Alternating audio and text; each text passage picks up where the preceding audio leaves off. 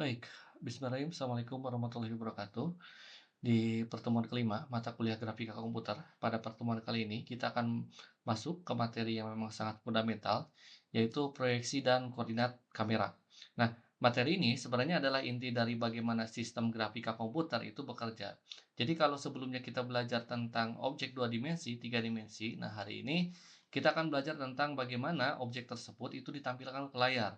Nah, perlu dipahami sejak awal bahwa memang layar yang, kita pakai yaitu layar 2 dimensi ya, tetapi yang kita alami di dunia nyata secara grafika itu biasanya yaitu format 3 dimensi. Nah, maka itu harus ada proses untuk mengubah dari 3 dimensi menjadi 2 dimensi. Nah, itulah yang disebut dengan proyeksi. Nah, selain itu kita juga akan membahas tentang bagaimana kamera itu bekerja dan dalam dunia grafika karena dalam, grafika komputer, konsep kamera itu sangat penting, ya. Dia akan menentukan apa yang akan kita lihat di dalam sebuah layar komputer atau mungkin juga handphone, TV, dan yang lainnya. Nah, pada pertemuan kali ini, kita akan membahas tentang konsep yang paling penting, ya, jadi grafika komputer, yaitu proyeksi dan koordinat kamera. Nah, materi ini sebenarnya pondasinya dari objek 3 dimensi dan 2 dimensi. Nah, tanpa konsep ini, kita tidak akan ada yang namanya game 3 dimensi, atau animasi, atau visualisasi modern. Nah, pada slide ini kita akan tegaskan, jadi kembali fokus kepada yang kita bahas yaitu proyeksi dan koordinat kamera. Nah, kenapa dua ini digabung? Karena memang keduanya itu tidak bisa dipisahkan. Jadi tidak dipisahkan karena memang kalau bisa disebutkan proyeksi tanpa kamera itu punya sudut pandang, tertentu gitu ya. Jadi proyeksi tanpa kamera itu tidak akan punya sudut pandang dan, kamera tanpa proyeksi ini tidak bisa menampilkan suatu gambar. Jadi nanti kita akan lihat ya, bahwa kamera itu menentukan dari mana kita melihat dan proyeksi itu menentukan bagaimana hasil itu ditampilkan dan bentuknya itu bagaimana. Nah, jadi di pertemuan ini kita akan membahas tentang 3 bagian utama. Yang pertama ada proyeksi ortografis, ya. Ini adalah proyeksi yang memang bersifat teknis, yang tidak realistis di sini. Lalu kita bahas juga proyeksi perspektif. Ini adalah proyeksi yang realistis di mata seperti mata manusia. Nah, lalu ada koordinat kamera. Dan ini akan membahas kita posisi dan arah pandang kamera dalam dunia tiga dimensi. Nah, ini urutan ini penting karena memang kita harus pahami dulu ya dua jenis pahami dulu jenis proyeksi gitu ya dan baru kita pahami bagaimana kamera itu mempengaruhi hasilnya.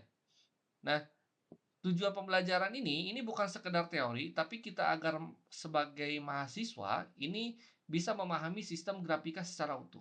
Jadi, mari kita bahas satu persatu konsep proyeksi dua dimensi dari tiga dimensi. Jadi artinya, memahami bagaimana objek tiga dimensi itu bisa ditampilkan di layar dua dimensi. Ortografis versus perspektif. Nah, di mana mahasiswa ini harus bisa membedakan mana yang realistis dan mana yang akurat secara ukuran. Nah, sedangkan sistem koordinat kamera ini sebenarnya penting karena dalam grafika ini banyak sekali ruang koordinat. Contohnya ada object space atau word space atau camera space, bahkan ada yang namanya istilah screen space di sini.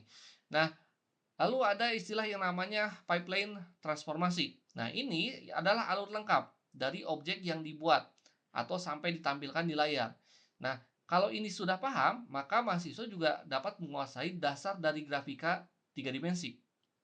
Nah, di sini proyeksi yang akan kita bahas ini adalah proyeksi matematis, di mana untuk mengubah objek tiga dimensi menjadi dua dimensi, ini bisa diperhatikan di ilustrasi pada slide ini. Nah, ada titik ruang tiga dimensi, yaitu titik ruang X, Y, Z, dan diproyeksikan ke dalam bidang UV atau dua dimensi.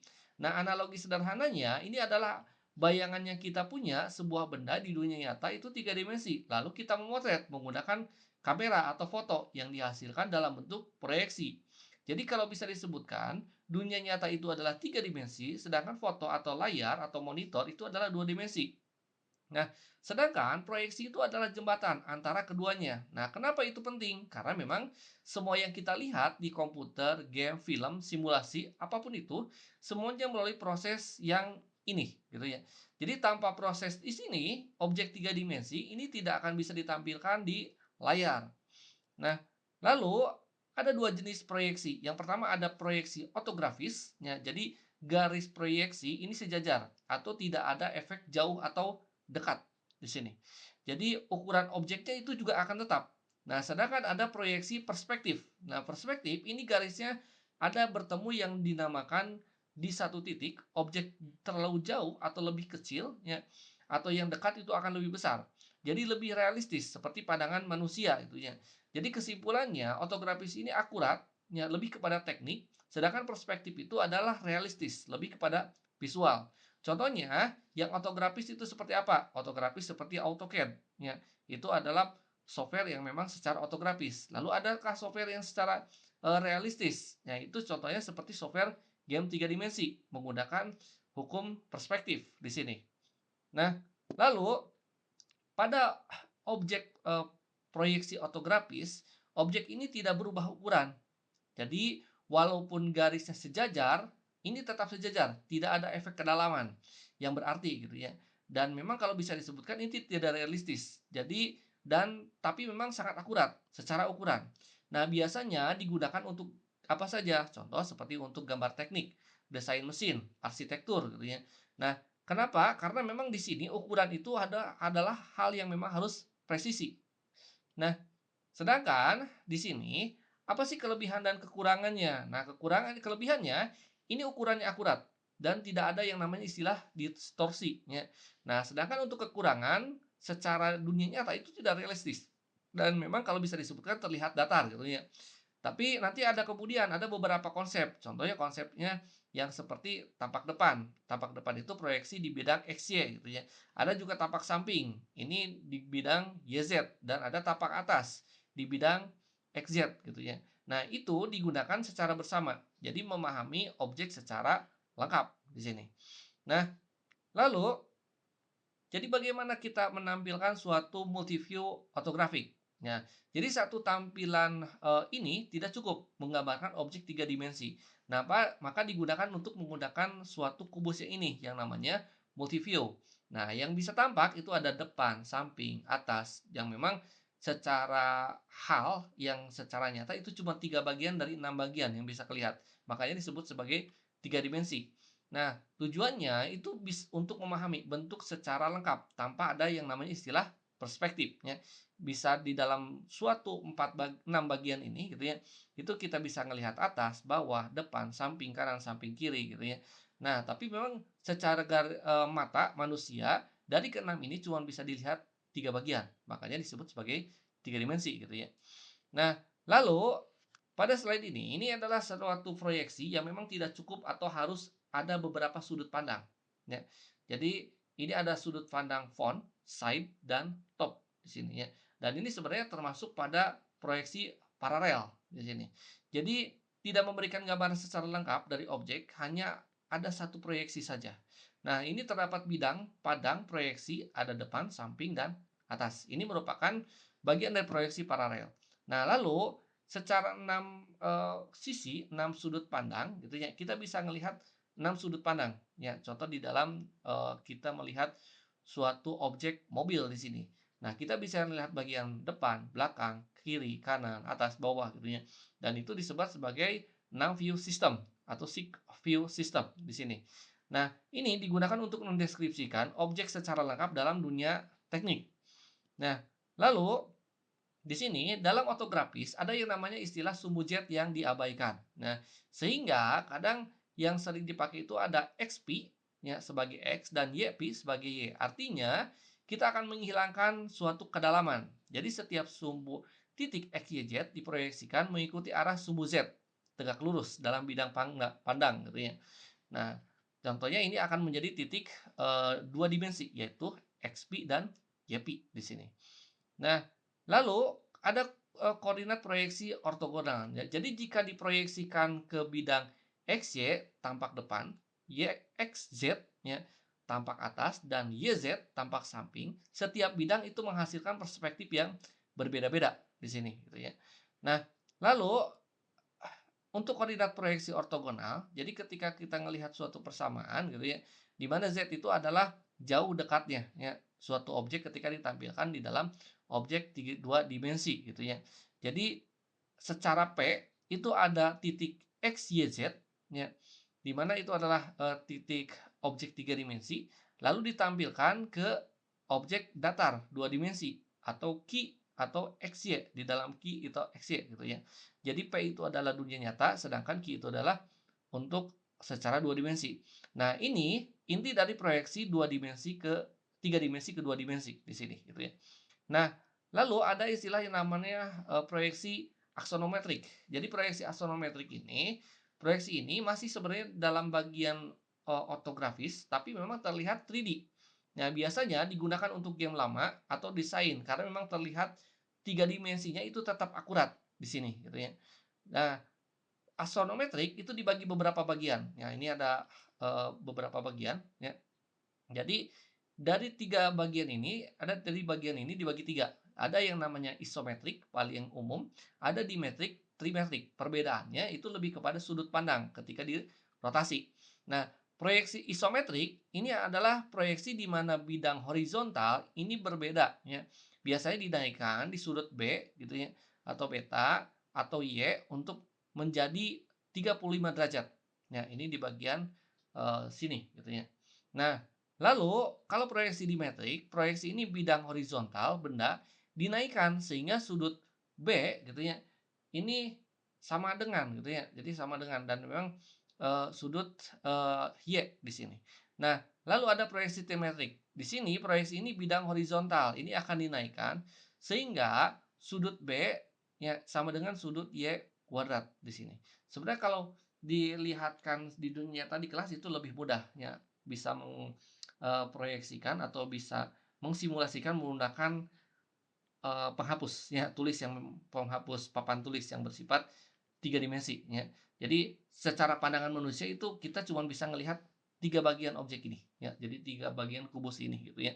Meskipun memang kubus ini ada 6 sisi, tapi maksimal memang cuma tiga sisi saja gitu ya. Makanya bisa disebutkan sebagai tiga dimensi gitu ya. Nah, lalu ada rumus proyeksi ortografis dan ortogonal. Jadi dalam penjelasan di sini baris matrik Z itu harus sama dengan 0 ya. Nah, kedalaman itu harus dihapus sehingga dapat membuat perhitungan yang sangat sederhana ya. Itu untuk Z-nya. Jadi secara transformasi matriks ya X aksen sama dengan X, Y aksen sama dengan Z, sedangkan Z aksen itu harus diabaikan. Nah, ditampilkan di metrik ini menggunakan M orto ini akhirnya hasilnya seperti ini. Jadi baris ketiga ini akan bernilai 0, itulah yang mendapatkan menghapus informasi kedalaman dari Z itu sendiri. Nah, lalu ada proyeksi perspektif. Nah, ini adalah proyeksi yang memang lebih realistis yang tadi disebutkan. Jadi proyeksi realistis ketika objeknya itu jauh akan lebih kecil ya dan ada kedalamannya seperti mata manusia ya ketika melihat dunia nyata di sini. Dan itu meniru pandangan penglihatan mata manusia. Ada istilah efek kedalaman sampai disebut sebagai lebih realistis. Nah, karakteristiknya proyeksi perspektif ini adalah garis sejajar bertemu dengan satu titik. Ada vanishing point. Jadi untuk menciptakan ilusi suatu kedalaman di sini. Diterapkan di mana saja, ada di game atau di film special effect atau simulasi ya, animasi pesawat terbang atau apapun itu. Nah, banyak sebenarnya itu. Itu untuk karakteristik proyeksi perspektif ya. Nah, biasanya ada titik hilang atau vanishing point di mana garis sejajar di dunia tiga dimensi ini bertemu dengan satu titik pada bidang proyeksi. Nanti menciptakan ilusi kedalaman yang kuat. Ya, yang memang digunakan pada satu titik hilang di sini. Nah, lalu di sini ada field of view atau FOV di sini. Ini adalah narasinya atau adalah sudut pandang dari sebuah kamera. Di mana kecil itu akan dizoomkan, kalau besar di-wide-kan gitu ya.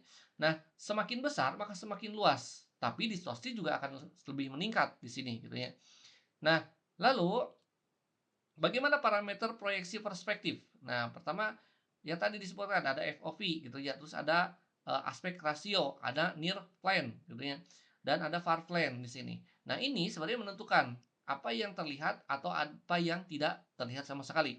Nah, FOV di sini ini sudut pandang vertikal. Biasanya ini 45 derajat sampai 90 derajat menentukan seberapa lebar pandangan ya.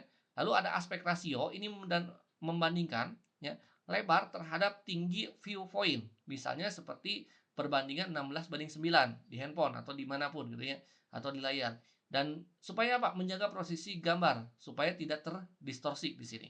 Nah, lalu ada near plane. Ini adalah jarak minimum dari kamera agar objek itu terlihat. Nah, objek yang lebih dekat atau near plane itu tidak dirender gitu ya. Nah, lalu ada far plane, ini jarak maksimum yang ditampilkan suatu kamera. Objek yang di luar batas ini dipotong atau chopped atau dari sebuah rendering di sini. Nah, lalu ada hierarkinya di sini. Jadi penjelasan dari 4 ruangan di sini, yang pertama itu ada objek, lalu ada world, terus ada kamera, ada screen, lalu objek itu dipindah melalui transformasi. Nah, dari koordinat objek, ruang objek lokal nanti ditampilkan di koordinat dunia, di mana ada yang namanya ruang adegan global. Nah, ruang adegan global nanti akan ditampilkan melalui koordinat kamera atau ruangan pandang atau view. Ruangan pandang itu ada tampil di layar koordinat proyeksi 2 dimensi dengan tampilan yang tadi disebutkan. Ada sumbu X dan Y-nya di sini. Nah, setiap koordinat ini memiliki peran berbeda dan dalam pipeline grafika transformasi ini berurutan. Nah, membawa objek yang ada di ruang lokal sehingga tampilan akhir layar itu lebih realistis. Nah, lalu ada koordinat world view ya, ada koordinat world koordinat di sini. Jadi world koordinat di sini ini adalah lebih kepada ruang global. Jadi semua objek yang ada di sini. Contohnya ada sistem global. Jadi ruang koordinat tunggal yang memang menjadi referensi utama seluruh scene ya. Di mana semua posisi dinyatakan relatif terhadap dunia origin dunia. Nah, semua objek itu terdaftar. Setiap objek itu terdapat pada scene, cahaya, kamera, mesh gitu ya, atau memiliki posisi orientasi di ruang dunia. Nah, titik referensinya itu biasanya standarnya adalah 0 ke 0 ke 0. Ya, persinggungan antara sumbu X, Y, dan Z. Nah, world koordinat ini adalah titik pusat ya, semesta virtual yang memang dari semua scene grafika gitu ya. Nah, di sini ini bisa ditampilkan gitu ya. Contohnya dari penjelasan sini ini adalah bagian untuk sebuah layar menampilkan ya di mana ada X aksis dan Y aksis gitu ya. Nah, di sini ini adalah tampilan dari objek 3 dimensi gitu ya. Nah, ada sebuah handphone. Nah, handphone itu akan menampilkan sebuah objek kotak yang ini gitu ya. Nah, ketika di eh, kamera ya, maka objek kamera di sini ada menampilkan sumbu Z, yaitu dekat dan jauhnya. Sedangkan X, Y gitu yang itu adalah tinggi dan lebarnya, itu untuk menampilkan. Nah, yang akan memberikan koordinat real world ini adalah sumbu X dan Y dan Z-nya. Sedangkan perspektif ini akan menampilkan apakah si objek itu akan besar atau kecil di sini. Nah, ini akan ditampilkan di dalam sebuah kamera. Dasarnya memang si objek ini adalah kubus ya. Tapi ketika ditampilkan di kamera itu adalah bersifat kotak, 2 dimensi, bukan 3 dimensi lagi. Nah, lalu ada koordinat kamera, view koordinat. Jadi secara garis besar di sini semua objek itu bisa dilihat oleh kamera ya. Tapi dunia itu bergerak, bukan kamera yang bergerak gitu ya.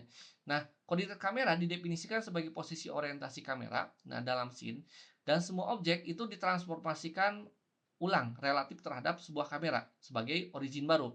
Nah, ada yang namanya view transformation ya, di mana objek ini mengubah koordinat world menjadi koordinat kamera tersebut atau view transformation ya. Menggeser perspektif di dunia ke sudut pandang kamera. Jadi bayangkan dunia yang bergerak mendekati kamera. Jadi bukan kamera yang mendekati dunia gitu ya. Nah, di sini ada posisi dan orientasi kamera. Nah, komponen secara garis besar itu dibagi 3. Ada eye, position, lalu ada target, look at, ada up, di vektor ya. Dan ini menentukan orientasi kamera. Eye ini adalah titik di mana kamera berada di ruang world ya. Dinyatakan sebagai vektor koordinat posisi X dan Y dan Z ya. Nah, sedangkan look at ini adalah titik yang memang dituju pada pandangan kamera, vektor arah yang dihitung dari posisi menuju target. Nah, lalu ada up vektor di sini, ini menentukan arah bat atas. Ya, bagi sebuah kamera biasanya yang dinampilkan itu adalah sumbu Y-nya, yaitu 0, 1. Ini angka satunya dan 0 gitu ya untuk Z-nya. Mencegah kamera berputar tidak terduga di sini. Nah, lalu ada view transformation di sini. Jadi dari world ke kamera space. Jadi view transformation ini memindahkan, merotasi seluruh scene ya, sehingga kamera itu berada di origin, tetap arah ke sumbu Z di sini. Jadi ada V ya, look at eye center up di sini, di mana fungsi look at ini membangun matriks view dari 3 parameter ya, yaitu kamera, posisi, ya, target, dan up vector itu sendiri. Jadi mengapa itu penting? Pertama, menyederhanakan kalkulasi. Jadi proyeksi itu akan lebih mudah dihitung saat kamera itu berada di sisi origin, titik origin, dan menjadi standarisasi ruangan. Jadi menyematkan referensi sebelum proses proyeksi atau clipping. Jadi kalau bisa disebutkan, transformasi di sini dari word ke kamera menggunakan fungsi look at. Nah, lalu ada projection transformation di sini. Jadi projection ini adalah dari kamera ke screen, ya hasilnya nanti harus siap di render. Jadi secara garis besar seperti itu. Jadi setelah view transformation projection, ya, atau projection transformation, ini mengubah koordinat kamera menjadi koordinat clip atau screen, ya, yang memang siap ditampilkan. Secara ortografis ini meletakkan volume kotak box ya ke NDC, dan kalau untuk perspektif, ini memetakan volume frustum ke NDC. Nah, menggunakan pembagian perspektif, di mana NDC di sini adalah normalized device coordinate. Nah, jadi rentangnya itu adalah -1 ke 1 pada semua sumbu di sini. Nah, lalu ada pipeline transformation di grafika. Nah, di sini ini dibagi beberapa bagian, 5. Ada modeling, ada view transformation, ada projection, ada clipping, dan ada rendering. Nah, ini adalah alur utama untuk grafika itu sendiri. Jadi modeling ini adalah membuat objek. Ya, objek dibuat dalam ruang koordinat ya, lokal atau object space. Nah, dengan geometri dan atributnya. Lalu ada view transformation, di mana scene ini ditransformasikan ke ruang kamera menggunakan metrik look at, lalu diproyeksikan ya pada koordinat kamera, diproyeksikan ke clip ya, space atau ortografis perspektif. Nah, lalu di clipping di sini. Jadi bagian objek luar ya atau view frustum ini dipotong agar tidak ada proses yang memang lebih lanjut. Nah, terakhir di render. Nah, rendering ini koordinat final dipetakan ke pixel layar lalu dirasterisasi ya, menghasilkan suatu gambar akhir. Nah, alurnya ini seperti ini. Jadi ruang objek, nanti ke dunia nyata, ke ruang kamera, ke klip, lalu ruang layar. Jadi setiap tahapan ini membawa koordinat objek melalui transformasi matematis yang berbeda. Dari ruang objek hingga ke pixel akhir di dalam sebuah layar itu akan muncul ya. Nah, jadi pipeline di sini ini adalah modeling view, projection, clipping, rendering, dan alurnya ini adalah alur utama untuk grafika komputer. Nah, baik untuk materinya itu. Nah, untuk tugas seperti biasa, ya, jadi kerjakan tugas di video kursus selanjutnya, yaitu texturing dan lightning rendering. Ya, kumpulkan seperti biasa di Google Form. Paling lambat dikumpulkan minggu depan, gitu ya. Nah, seperti biasa. Nah, baik. Terima kasih atas kehadirannya. Ya, secara kesimpulan, proyeksi dan kamera itu adalah inti grafika komputer 3 dimensi. Nah, kalau sudah paham, ya, kita nanti akan lebih jelasnya di pertemuan selanjutnya. Terima kasih atas perhatiannya. Saya akhiri. Wabillahi taufiq hidayah. Wassalamualaikum warahmatullahi wabarakatuh.